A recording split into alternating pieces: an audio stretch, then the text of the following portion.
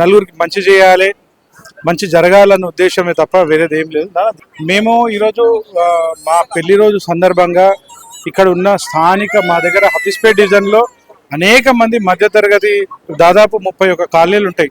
దీనిలో అనేకమైన కాలనీలలో మధ్యతరగతి దిగువ మధ్యతరగతి వ్యక్తులు ఉన్నారు. వాళ్ళందరూ కూడా మేము ఎవరి దగ్గర పోయినా కూడా మాకు పథకాలు అందట్లేవు, ఈ రాష్ట్ర ప్రభుత్వ పథకాలు, సెంట్రల్ గవర్నమెంట్ ఇస్తున్న పథకాలు ఏవన్నా కూడా మాకు తెలియట్లేదు అన్న రెస్పాన్స్ మాకు ఇవ్వడం జరిగింది. సో ఈరోజు ఆ సందర్భాన్ని మేము వాడుకొని ఈరోజు మా కేంద్ర ప్రభుత్వం ఇస్తున్న పథకాలని మీరే చూశారు. ఇందాక ప్రజలందరికీ మేము చెప్పే ప్రయత్నం చేసినాము. వివరంగా వారు అర్ధగంట సేపు డాక్టర్ రాజ్ కుమార్ గారు 3 రాష్ట్రాలకు ఇన్ఛార్జిగా పనిచేస్తూ ఉన్నారు. వారు ఈరోజు మన ప్రాంతానికి విచ్చేయడం జరిగింది. విచ్చేసి వాళ్ళు అడిగిన ప్రతి క్వశ్చన్కి వాళ్ళు ఆన్సర్ చేయడం జరిగింది. భవిష్యత్తులో కూడా వాళ్ళు అందుబాటులో ఉంటామని చెప్పి వాళ్ళు తెలియడం జరిగింది. ముఖ్య ఉద్దేశం మాత్రం కేంద్రం ఇస్తున్న పథకాలను మాత్రం ప్రజలకు తీసుకుపోయే ఉద్దేశంతో ఈ కార్యక్రమాన్ని తీసుకోవడం జరిగింది. కానీ ఎక్కడైనా కూడా ఏ ప్రభుత్వం అయినా గోరంత వేసి కొండంత చెప్పినటువంటి పరిస్థితి. కానీ ఈరోజు ఇన్ని పథకాలతో ముందుకు వచ్చినటువంటి కేంద్ర ప్రభుత్వం నుంచి వచ్చినటువంటి నిధులు కావచ్చు, అనేక పథకాలు కావచ్చు, ఎందుకని ప్రజల్లోకి ఇంకా వెళ్ళట్లేదు?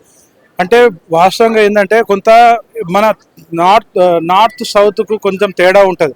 ఇక్కడ మన దగ్గర హిందీ ముఖ్యంగా ఏ పథకమైనా సరే ఆ హిందీలో వాళ్ళు ఇచ్చే పథకాల పేర్లు చాలా డిఫరెంట్గా ఉంటాయి. ఆ డిఫరెంట్గా ఉండడం వల్ల వీళ్ళకి ఆ స్కీమ్స్ ఏంది అనేది ఎగ్జాక్ట్గా వాళ్ళకి తెలియకపోవడం వల్ల కొంత గ్యాప్ అనేది వస్తూ ఉన్నది. దాన్ని ఫుల్ఫిల్ చేయడం కోసమే మేము ఈరోజు ఒక చిన్న ప్రయత్నం చేసాం. చాలా మంచి రెస్పాన్స్ వచ్చింది. భవిష్యత్తులో కూడా ఇంకా ఇంతకంటే ఈరోజు 1000 మంది 1500 మందితోటి మేము ఈరోజు సెమినార్ తీసుకోవడం జరిగింది. భవిష్యత్తులో ఈ సంఖ్యని ఇంకా పెంచుతాం. మా ప్రియతమ నాయకులు రవికుమార్ యాదవ్ గారు కూడా ఈరోజు ఇప్పుడే అనౌన్స్మెంట్ కూడా చేసినారు. ఇటువంటి కార్యక్రమాలు మొత్తం షేర్లింగంపల్లి డివిజన్ మొత్తంలో 24 డివిజన్లలో ఇటువంటి కార్యక్రమం తీసుకుందామని చెప్పి వారు తెలియజేయడం జరిగింది. కానీ వాస్తవానికి అధికార తెలంగాణ పార్టీ కేంద్రం నుంచి రాష్ట్రానికి ఇచ్చింది ఏమీ లేదు, గాడిద గుడ్డే మిగిల్చారని చెప్పేసి వాళ్ళు గాంధీ భవన్లో పెట్టుకుని ప్రచారం చేస్తున్నారు. వాస్తవానికి తెలంగాణకు కేంద్ర ప్రభుత్వం నుంచి ఎటువంటి విధంగా నిధులు అందుతూ ఉన్నాయి? భవిష్యత్తులో బీజేపీ ఎలా ఉండబోతుంది తెలంగాణ అంటే ఏం చెప్తారు? భవిష్యత్తులో తెలంగాణలో 100% రాబోయే ప్రభుత్వం బీజేపీ, దానిలో ఎటువంటి సందేహం లేదు. జనాలందరూ కూడా డిసైడ్ అయిపోయినారు. వాళ్ళు నరేంద్ర మోడీ గారు నిజాయితీగా నిస్వార్థంగా పనిచేస్తూ ఉన్నారు. వాటికి తోడ్పాటు అందించడం కోసం ఇక్కడ ఉన్న ప్రజలంతా కంకణబద్దులై ఉన్నారు. తప్పకుండా భవిష్యత్తులో జిహెచ్ఎంసీ ఎలక్షన్స్లో కూడా 100% ఈరోజు ఈడ మేయర్ పీఠం, ముఖ్యంగా సైబరాబాద్ మేయర్ పీఠం 101% బీజేపీ కైవసం చేసుకుంటుంది. డౌట్ ఏది లేదు అందులో. Awareness schemes, central government awareness schemes కార్యక్రమానికి మరి విచ్చేసినటువంటి మహిళలకు అందరికీ కూడా మరి వేదిక పైన ఉన్నటువంటి మహిళలకు, సీనియర్ నాయకులకు, అనుష యాదవ్, సుధూ రెడ్డి గారికి, డివిజన్ అధ్యక్షుడు జితేందర్ గారికి, రాహుల్ గౌడ్ గారికి, ఇంకా భారతీయ జనతా పార్టీ నాయకులకు అందరికీ కూడా పేరు పేరున ధన్యవాదాలు. ఇక్కడ ఉన్నటువంటి మహిళలందరికీ కూడా జనప్రియ నుంచి, హబీస్పేట్ నుంచి వచ్చినటువంటి వారికి మరి ముఖ్యంగా మరి ఈరోజు పెళ్లి రోజు శుభాకాంక్షలు అనుష, మహేష్ యాదవ్ గారికి కూడా.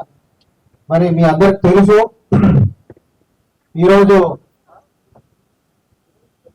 భారతీయ జనతా పార్టీ నరేంద్ర మోడీ గారి వల్లనే ఈరోజు 12 సంవత్సరాల్లో మన భారతదేశం 12 నుంచి 4వ స్థానానికి ఆర్థికంగా పోయిందనేది ఒక్కసారి మీరు ఆలోచించాలి.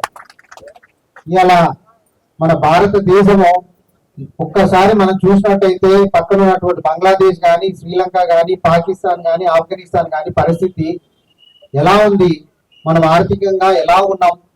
ఇలా మేక్ ఇన్ ఇండియా స్కీమ్ తోటి మనం ఎక్స్పోర్ట్స్ చేస్తా ఉన్నాం. ఇలా ఫ్రీ ట్రేడ్ యూరోప్ తోటి కానీ, అమెరికా తోటి కానీ, ఆస్ట్రేలియా తోటి కానీ ప్రపంచంలోనే ఇలా భారతదేశం అంటే మరి అగ్రగామిగా నిలిచినటువంటి కేవలం నరేంద్ర మోడీ, భారతీయ జనతా పార్టీ వల్ల అని చెప్పి మీ అందరూ కూడా తెలియజేస్తున్నాం. ఇలా మహిళలందరికీ కూడా ఇలా బేటీ బచావ్, బేటీ పడావ్ కానీ మరి ఎన్నో స్కీమ్స్ మహిళలకు, make in India schemes, subsidy schemes, Mudra loans, ఇలాంటి ఎన్నో స్కీమ్స్ మరి భారతీయ జనతా పార్టీ నరేంద్ర మోడీ గారి వల్లనే ఇంప్లిమెంటేషన్ అవుతుందని చెప్పి మీ అందరికీ కూడా తెలియజేస్తున్నా.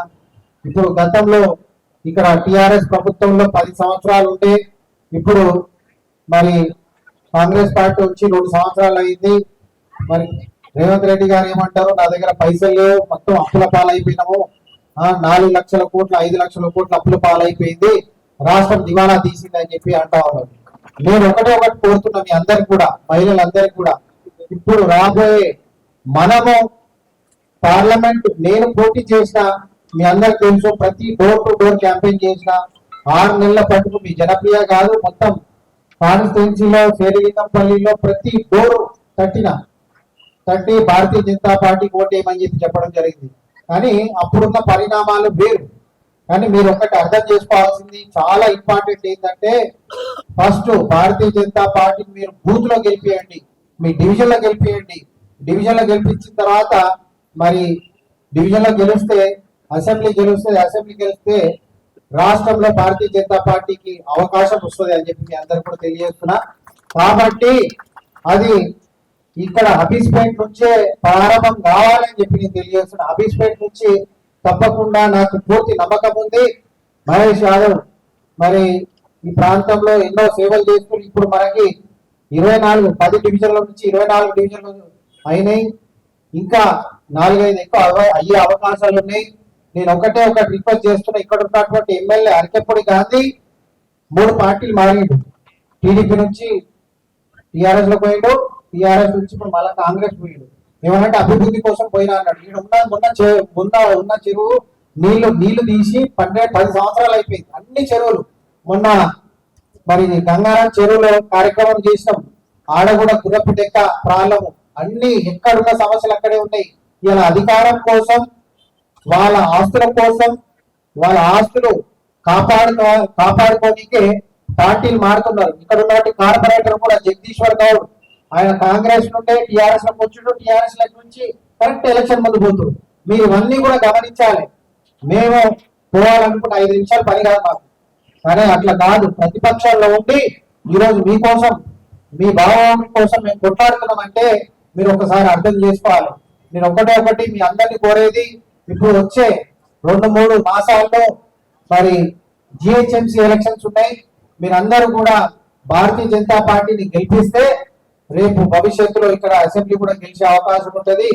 రేపు డబుల్ ఇంజన్ సహకారం వస్తే మీ అందరికీ కూడా మరి ఈ రాష్ట్రంలో వీళ్ళు చేస్తున్నటువంటి అరాచక పాలన, అప్పుల పాలన అన్ని కూడా ప్రజల సంక్షేమం కోసం మీ అందరికి కూడా నరేంద్ర మోడీ గారి పాలన మీ వరకు లభిస్తుంటది అని చెప్పి మీ అందరికి కూడా తెలియజేస్తున్నా.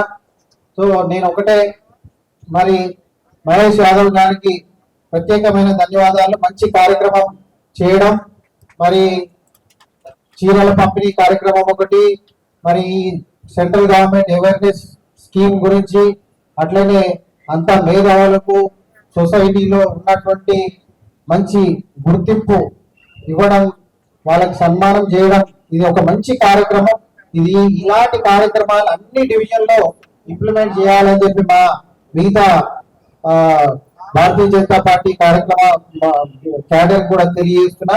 తప్పకుండా దీనివల్ల మన క్యాడర్ కి కానీ మన పార్టీకి కానీ మన అవేర్నెస్ స్కీమ్స్ ద్వారా అందరికి కూడా వచ్చేది. సార్ ఈరోజు పార్లమెంట్ సభ్యులు కొండా విశ్వేశ్వర రెడ్డి గారు వచ్చేది ఉంటే లేట్ అయింది.